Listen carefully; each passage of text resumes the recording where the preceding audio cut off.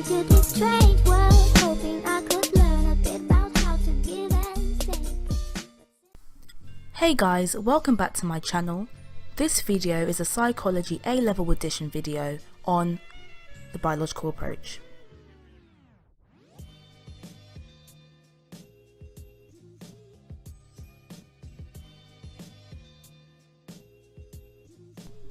We're going to start this video with the four main assumptions of the biological approach. The first being that behaviour and thought processes have an innate biological basis, innate being that we are born with these type of functions. The second is that the mind and the brain are in fact the same. Thirdly, human genes have evolved to adapt behaviour to the environment. And last but not least, human characteristics, for example intelligence, are due to our genetic makeup. There are also a couple of key terms that we should be familiar with before we move on with this video. Chromosomes. These are the part of a cell that contain genetic information, probably the most important part of a cell in fact. And selective breeding. These are the artificial selection of male and female animals for a particular trait. These animals are then put together to breed and produce offspring. The offspring are then observed to see whether the trait continues over successive generations. Biological psychologists apply the principles of biology to the study of mental processes and behaviour. It completely disregards any other explanations of behaviour such as the environmental explanations or cognitive explanations or even the psychodynamic explanations. So, the nucleus of every cell, apart from sex cells, contains 46 structures called chromosomes. Chromosomes are made up of a complex chemical called DNA. The DNA on each chromosome carries units of information called genes. From the moment that we are conceived until our death, our genes interact with the environment to influence every aspect of bodily structure and function. So, what influence do genes have on our behaviour? Research on the genetic influence of behaviour has often been conducted on non-human species such as rats and mice. Psychologists are able to manipulate certain genes in order to measure the effects on behaviour. Bock and Good of 1996 are a famous study that found that when mice are reared alone, they showed a strong tendency to attack other male mice when first exposed to other animals.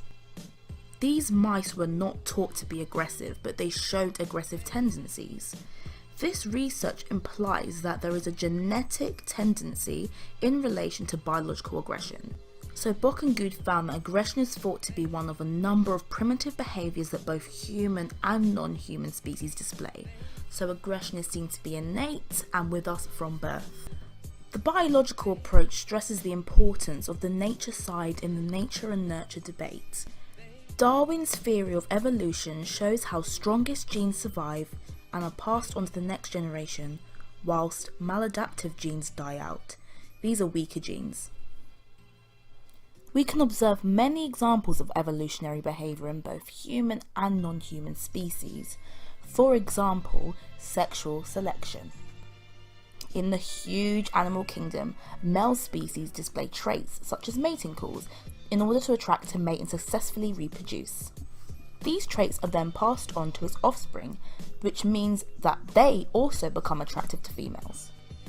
In humans, we can observe evolutionary behaviour such as the rooting reflex. This reflex is present at birth and can be seen in newborn babies. Babies will turn their heads towards anything that strokes or touches their cheek or mouth, and so this reflex aids breastfeeding and hence survival. Survival being the main principle of natural selection and the evolution of behaviour. So we're going to evaluate the biological approach now, which is very important when writing an essay, especially about an approach in psychology at A level. So the first strength I'm going to talk about is that the biological approach uses scientific experimental procedures in its investigation. This basically produces very reliable results that can be replicated and used again and again and again. It also provides strong arguments for the nature side of the nature and nurture debate, and has had many useful applications. For example, drugs that alleviate disorders such as bipolar depression. Without the biological approach, we would not be able to do this. Moving on to the limitations of the biological approach, it is very reductionist. What we mean by this is that it explains all thoughts and behaviours in terms of the actions of nerves or chemicals. Reductionist basically means that you reduce such a big thing, like behaviour, to something so small, and only a few explanations. The approach is also very oversimplistic. It fails to fully appreciate the influence that environmental factors can have on behaviour. And lastly, this approach can raise a number of ethical issues. For example, genetic mapping. Is it right to artificially manipulate our genetic makeup? That decision is really up to you.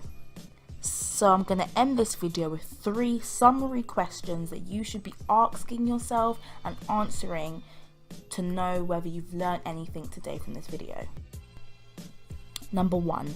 Outline one assumption of the biological approach in psychology. Number 2. Explain one strength and one limitation of the biological approach. And thirdly, suggest how sexual selection in humans may be explained in terms of evolutionary processes. So guys, I hope you found this video helpful, fun and engaging. My next A-level edition video will be on the behaviourist approach, and my next university degree level edition will be on the biological approach. The degree level version of the biological approach has a lot more content, a lot more studies and a lot more to cover, so that will be really helpful for those that are doing that sort of topic at the moment. Even if you are doing A-level, have a watch and see if you can add any extra information into your essays and exams and get those extra marks and get those A's and those A stars.